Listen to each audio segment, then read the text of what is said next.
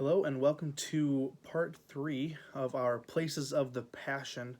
We wanted to continue today with another encouraging word from God's word, just to see what He has in store for us today. So, part three, we're going to be looking at Mark chapter 15, verse 16.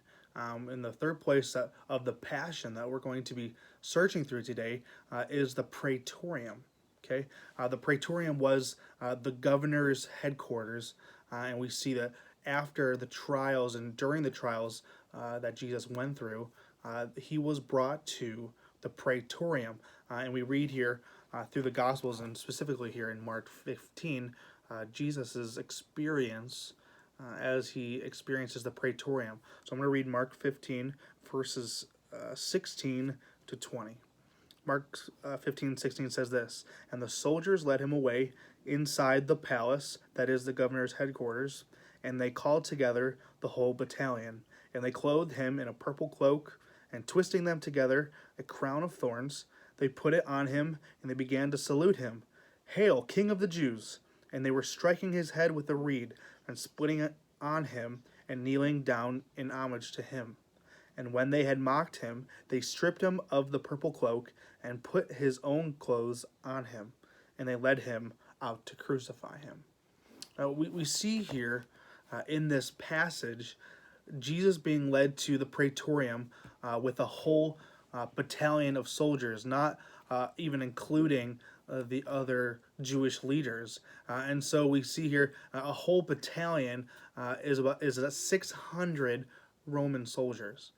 Put yourself in the shoes of Jesus being mocked, beaten, and spit on by over 600 people who are there to embarrass you. And so they are called together, the whole battalion. They put on the purple cloth that represents the royalty. And in this case, because it's mocking him, they are mocking his royalty. They're mocking his crown, his kingship. Even by putting a crown of thorns onto his head. And we see that Jesus here endures the shame taken upon from the Roman soldiers. Mark records these instances to fulfill prophecy. We see in chapter 10, verse 34, he was fulfilling and fortifying his readers what would soon occur. He had already told, and it was already told in the Old Testament, that this was to happen. And so he records this. There's a whole lot of irony as well that is dominating this account of Jesus in the Praetorium. Jesus was mocked as a pretender. He was mocked as a fake, someone that wasn't meant to be king. But we know, in fact, Jesus is the real king. The mocking of his enthronement was put upon the cross. They said that the cross was his throne, but we know where his throne truly is now today. Mark wants to emphasize here that Jesus' kingship was not characterized in overthrowing government and being the most powerful, or being one that would lead the people in that moment. But we see here that Jesus' kingship was different from all the other kingships of the world. It was characterized in humility, and it was characterized in servanthood. Humility and servanthood. Oftentimes, we do not understand the motives of Jesus.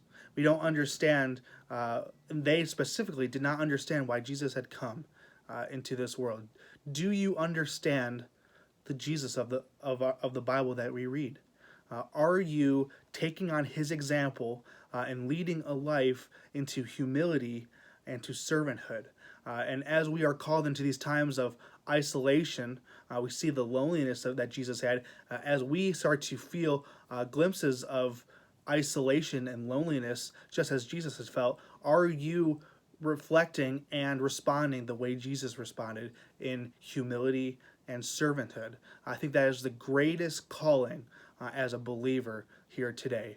I hope this encouraged you to reevaluate and to think about how you are living your life today in response to the world around you. Thank you for joining today in our the message that was brought today. I hope that you come back tomorrow for part 4 of Places of the Passion.